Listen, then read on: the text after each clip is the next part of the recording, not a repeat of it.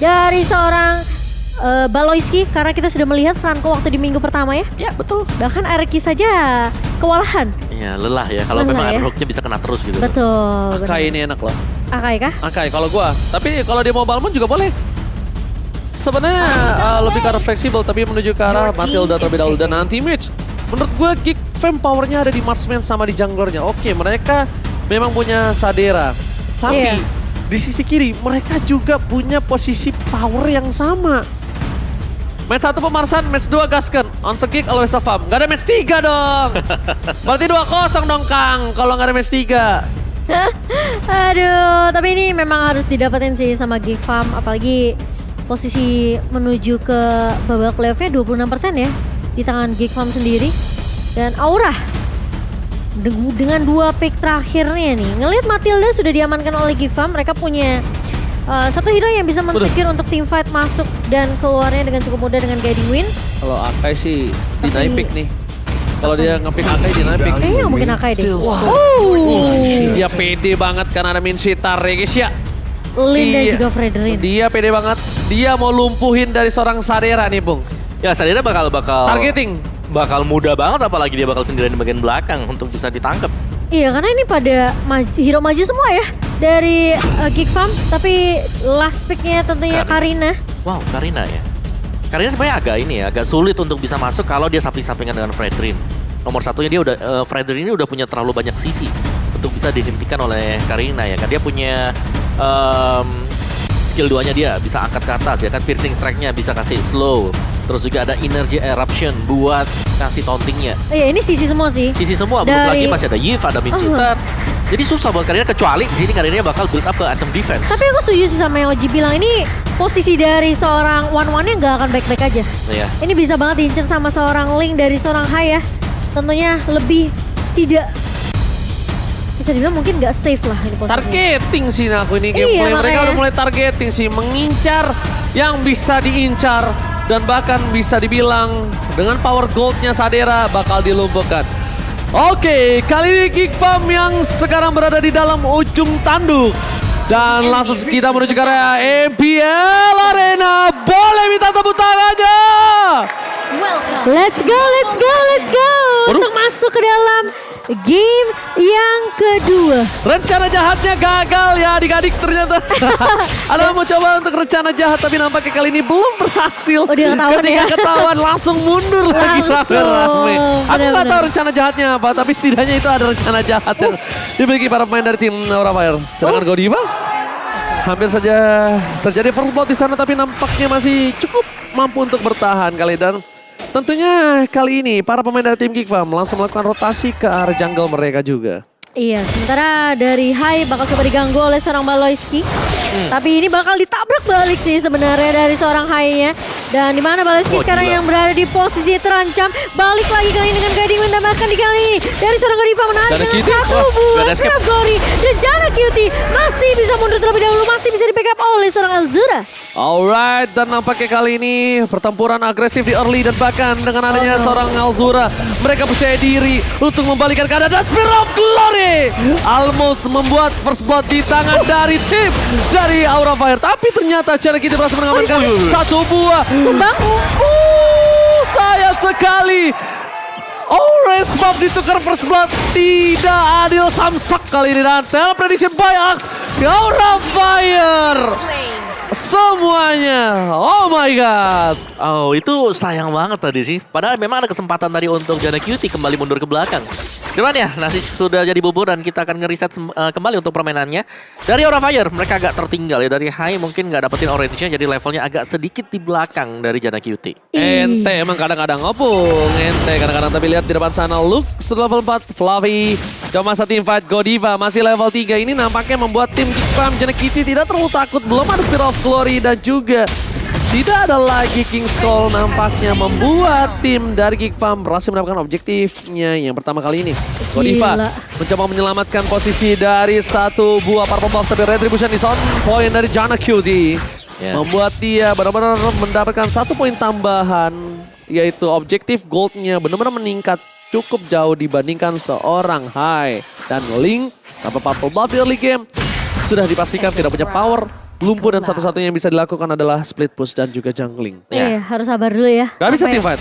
Sampai menunggu Purple Buff muncul kembali, tapi Kabuki sudah menyelesaikan Windtalker kali ini. Oke, Windtalker first item buat Kabuki sendiri dan ya Aura Fire mereka akan bermain sedikit lebih pasif ya untuk sementara waktu karena ya mau gak mau kecuali memang ada damage lebih yang bisa dikasih, tapi ya dari Fluffy sendiri kita tahu dia adalah hero tank. Oh, tapi lu kali ini bakal coba dikejar dan bahkan di tahu, begitu saja dan bahkan kena down dari seorang Luke-nya sehingga masih bisa ditarik balik kali ini dan tumbang di area atas sementara di area bawahnya. Ini mungkin ngelihat karena satu pemain saja yang berada di area atas, kemungkinan di area bawahnya akan cukup ramai nih. Bro, pantas aja dia bisa ngecepet banget skill. Dia pakai yang cooldown. Iya, cooldown reduction. Dia pakai cooldown reduction di sini dari seorang Fluffy. Lihat, dia stacknya dia malah ngandelin stack 3-nya terus, Bung. Dan dengan adanya high yang tertinggal dari segi goldnya, dikasih platingannya Fluffy-nya jauh dari turret supaya semua platingan full masuk ke arah seorang high. Benar. Wow, keputusan yang sangat baik untuk mengejar setidaknya ketertinggalan yang mereka miliki. Tapi Godiva telah memaksa Baloiski untuk menggunakan satu ball flicker yang tandanya invasi di arah jungle dari tim Auranya agak cukup aman. Setidaknya at least Baloiski nggak bisa sembarangan masuk banget. Tapi dia masuk dengan Circling Eagle kali ini memberikan poke damage ke arah seorang Godiva, tapi di area purple main cukup ramai di mana satu body moment polisi dibuka oleh seorang Facehugger. High bakal menjadi incaran tapi Jarak itu tumbang di area depannya. Fluffy hal ini akan menjadi pertukaran tapi dari purple masih bisa diamankan. Godiva mencoba untuk memberikan coveran ke arah seorang High dan hanya menjadi pertukaran 1 untuk 1 di mana ini menjadi kerugian untuk Gifam karena Janak itu tumbang, purple main nggak berhasil untuk didapatkan. Bukan hanya itu aja, tapi lihat malah dari seorang High yang bisa invasi menuju ke arah objektif yang dimiliki dari Geekfam. Ketika udah ada Baloiski yang tidak bisa memiliki flicker, iya kan, harus mundur ke arah belakang. Aku nggak tahu kenapa mereka masih mencoba untuk memaksakan menuju ke arah Purple Buff. It's okay, tapi resikonya tinggi dengan tidak ada penyelamatan. Dan untungnya dari High memilih dengan sabar untuk mendapatkan orange buff terlebih dahulu ketimbang harus memaksa teamfight lagi atau memaksa kontes ke arah Turtle sedangkan dia sendiri tidak memiliki satu buat Tempest of Blade. Iya, tapi kali ini 3 pemain bakal coba dikejar dari seorang High. Harus berhati-hati Deviant Sword-nya connect ke arah seorang Baloiski. Namun ternyata masih bisa bertahan cukup deg-degan ya itu High ya. Yes, Itu bukan ngetes saja. Itu namanya apa Cimomo? Itu ngebangunin aja, coba ngetes nyali. ya. Iya, ngetes nyali aja. Itu kayak sebenarnya dia mau coba nge-bait tapi nggak kemakan baitnya. biar melek. Aduh, dan buat teman-teman juga biar melek nih yang lagi nobar MPL, jangan lupa order GrabFood ada diskon sampai 90%, langsung scan aja QR code yang di bawah sini. Alright, dan bahkan posisi agak cukup mulai mempersempit dari ketertinggalan Aura yang cukup jauh. Tapi Jana Kitty di depan sana mencoba dipaksa one by one situation antara Hai dan juga Jana Kitty. Tapi memilih untuk mundur dengan Hai yang tidak memiliki satu buah purple buff lagi. Akan coba dikontes. Ini posisinya agak berbeda. Hai kehilangan mid lane atau Hai akan bakal coba dipaksa menuju ke arah purple buff. Dan betul sekali mereka memaksa Hai turun dari temboknya. Wow, ini Purple buff lagi, pressure-nya. purple buff lagi. Pressure-nya terus diberikan oleh Geekfam. Apakah dari Aura Fire mereka harus udah mulai fokus ke arah good lane-nya? Tapi Kabuki kali ini bakal coba dipukul mundur juga. Geekfam mereka benar-benar bermain sangat amat agresif masuk ke invasi ke area jungle-nya dari Aura Fire ini nggak berhenti-berhenti loh. Ya, karena mereka punya power ya, Pung ya. Mereka percaya diri dengan power dan juga skill mechanism mereka. Ya, dan Windtalker di sini masih untuk first item sih buat Hai. Berserker mungkin next itemnya dia, tapi dia nggak dapetin buff terlalu banyak juga, jadi bakal ketahan buat Hai. Tapi bukan berarti bahwa nggak bisa ngebalikin ya nanti buat Hai-nya, karena nanti pastinya distraction-nya ini bakal keluar untuk Melissa dari Kabuki. Karena Kabuki benarnya udah punya Demon Hunter Sword juga. Oke, mencoba menumbangkan Jana Kitty adalah salah satu keputusan yang kurang cukup baik kalau menurut aku pribadi sekarang. Karena dengan adanya dua item yang sudah dimiliki dari Jana Kitty, dia akan cukup struggle dan mereka sangat membutuhkan seorang Kabuki nantinya. Di arah bottom lane, dari Kabuki bahkan tertinggal jauh dari seorang Kadera yang sudah mengungguli dari posisi levelnya. Satu level dan satu objektif kembali didapatkan oleh tim Geekfam. Mencoba untuk meninggalkan dari segi gold lane, tandanya daya team fight dari tim Aura makin lebih kendor. Sedangkan di arah top lane, mencoba untuk melakukan split push, tapi dengan cover yang cukup baik dari seorang Baloiski dan damage poking yang lumayan berasa. Membuat Hai kali ini agak cukup harus berhati-hati. Untungnya di cover dengan baik dan bahkan mereka akan team fight dari purple buff nampaknya kali ini Momo-chan. Sembari menunggu kali ini Godiva Spear of Glory-nya belum bisa menangkap ke arah seorang Azura. Tapi dari Hai posisinya sudah mulai terlihat di area purple buff. Dan masih bisa di-secure harusnya Purple Wolf ini tanpa bisa dikontes dengan cukup mudah oleh Geek Farm. Oke, tapi ternyata akan mencoba dipaksa tim fight top lane. Look yang terperangkap, Guiding Wave. It's not point. Almost is never enough. Hampir saja sergapan yang dilakukan oleh para pasukan dari tim Aura menumbangkan pasukan Geek Farm, tapi di sisi sebaliknya Kabuki mencoba untuk menyelamatkan dirinya dari serangan Geek Farm di arah tengah. Kalau tadi tengahnya jebol, ini bakal menjadi kerugian untuk seorang Hai. Karena Hai, purple-nya terekspos, tidak ada cover terhadap satu buah turret. Tim Geek Farm bisa masuk dari utara ataupun dari tengah. Bisa masuk dari manapun. Sementara kali ini buff-nya yang masih menjadi prioritas dan Hai sudah mulai dijijil oleh seorang Kadera. Untuk orange-nya masih bisa diamankan oleh seorang Janna Cutie sih. Tapi kali ini Fluffy, ini kelihatan memang Aura Fire agak struggle ya. Untuk permainan yang cukup agresif dari Geek Farm di game yang kedua kali ini dengan 4 ribuan lah perbedaan networknya. Tapi permasalahannya Aura Fire prioritas mereka untuk team fight pun kayak agak sedikit ketahan karena Elzura masih bisa ngecicil dengan satu buah Angry Gloom ya sih. Oke, kalau menurut aku Bung, mereka ini lagi nungguin gold power dari Kabuki. Kabuki Iya, keluar. mereka nungguin Kabuki sih sampai jadi dan makanya game ini akan di-drag menuju ke arah late game. Silakan Bung. Ya, sedang dapat by aksi sih masih dipegang oleh Elzura juga yang kita tahu di sini. Elzura ini bakal bisa meredakan mungkin agresivitas dari Godiva bersama dengan Fluffy dengan adanya Angry Gloom. Dan balik lagi, dari Aura Fire mereka harus menunggu. Sabar sampai dengan high-nya bisa dapetin purple atau sampai dengan high-nya bisa melakukan split push atau bahkan Geek Fam-nya lengah sedikit.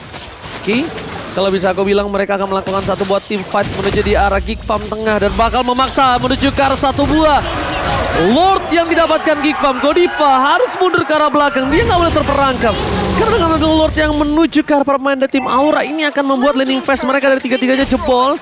Kabuki memang punya power dengan ada puppetnya, tapi dia nggak bisa menyelamatkan Lordnya. Karena Kabuki, seorang Melissa itu butuh badan. Badan satu-satunya mereka miliki adalah satu orang Fluffy. Fluffy ya. Godivanya untuk berada di garis depan, inisiator. Tapi badannya mereka lepaskan semuanya terhadap seorang Fluffy. Oke, tapi kali ini dengan pergerakan dari Geek Farm yang tidak berhenti-henti untuk masuk ke area jungle dari Aura Fire, ini setiap bushnya dari Aura Fire nggak bisa sembarangan injak. Mereka harus benar-benar hati-hati banget, apalagi dengan posisi dari Elzura yang selalu memberikan poke damage. Luke yang bakal coba untuk nahan dari area sisi samping ya. Ini seakan-akan Aura Fire benar-benar dikandangin di game kita yang kedua kali ini. Dan sementara Lord udah mulai berjalan di area bawah. Di area midnya turretnya akan kayaknya bakal dibiarin aja begitu saya dipasrahkan jatuh ke tangan pemain-pemain dari Geek Farm. Oke, tadi dia memaksa dengan satu Black Shoes. Udah ada informasi diberikan untuk para pemain dari tim Aura Fire. Tim fight dari bottom lane ini kemungkinan besar bisa diantisipasi dari tim dari Aura Fire. Kenapa?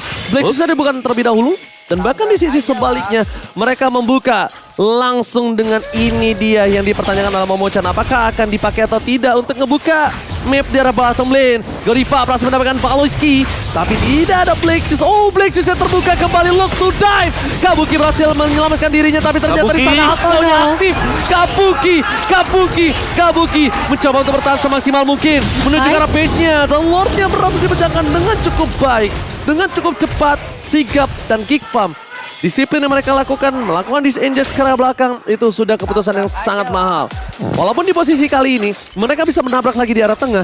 Ini mungkin menjadi salah satu tabrakan yang mahal terhadap tim Aura Fire, Momochan. Iya, sementara kali ini lihat di area midnya circling kill-nya connect dari seorang Baloiski, tapi ternyata Kabuki menjadi prioritas utama dari seorang Luke kali ini. Sementara Luke bakal coba ditahan dengan satu buah fight kristal. Fluffy mencoba untuk menahan di area depannya, tapi ternyata mid inhibitornya sudah pecah untuk Geek Farm. Dan di mana Aura Fire mereka harus melakukan defense terlebih dahulu. Masih terkena cicilan begitu perih damage dari Angry Gloom seorang Elzura. Tapi Kadera mencoba untuk membuka weakness point dari seorang Fluffy. Tapi itu nggak akan jadi masalah karena meskipun mereka nggak bisa pecahin crossbow of tank-nya, mereka udah mendapatkan 3 buah inhibitor turret dari Aura Fire. Bernafas lega ketika Kadera nggak berhasil ngebuka weakness point atas seorang Fluffy tadi. Yes, tapi Itu kalau mati satu dipaksa end. yes, tapi itu guiding win yang bagus banget yang dipakai tadi karena Pakitonya juga ikut di belakang, Iya, ada Luke ikutan di ya. belakang dan mereka dapetin satu pemain juga. Wow, oke. Dan ini masalahnya dari Aura Fire pun setiap Spear of Glory-nya nggak connect, ini bakal jadi marabaya. Lihat, slow semua banget. dipukul mundur, terkena slow effect. Godiva mau tidak mau, suka tidak suka mengebuka satu buah King's Calling sehingga ngebuat Geek Fam gak bisa ngejar lebih jauh lagi ke arah Godiva. Alright, tapi lihat di sana Fluffy terlalu depan, tidak bisa diselamatkan. Dan bahkan mereka harusnya memilih untuk mundur. Melakukan kontes juga bukan hal yang baik untuk kali ini dengan adanya 10.000 gold difference. Geek Fam membalikan keadaan. Lihat prediksi para caster, mereka semua dipatahkan. Ketika semua caster berpihak kepada tim Aura dengan drop kali ini, Geek Fam mematahkan dengan adanya satu buah kesempatan yang mereka miliki di saat menit 12, 11.000 gold difference dan Luke bahkan walaupun Magnetonya 33% win rate, tapi it's okay. Di game kali ini dia benar-benar bersinar. Ya, gue setuju banget dan Aura Fire mereka bisa ngembalikin dengan satu momentum, tapi momentumnya ini yang susah untuk bisa didapatkan juga karena Spare of Glory-nya harus bisa hit lawan. Oke, udah mulai masukin ke arah base Farman dan tim Geek Fam. Fokus dengan ada King's Calling di depan sana. Reward Revelation di area yang berbeda. Altura to dive. Tepakan lihat Blood Fountain terbuka. Ini bencana. Siapa tahu Flash menyelamatkan diri para pemain dari tim Geek. Kita lihat base-nya. Hilang. Ditelan Bumi. Geek Fam berhasil mengamankan game yang kedua. Satu sama Israel. Satu sama disamakan, di mana posisi dari pemain-pemain Aura benar-benar gak bisa berbuat apa-apa di game kedua kali ini.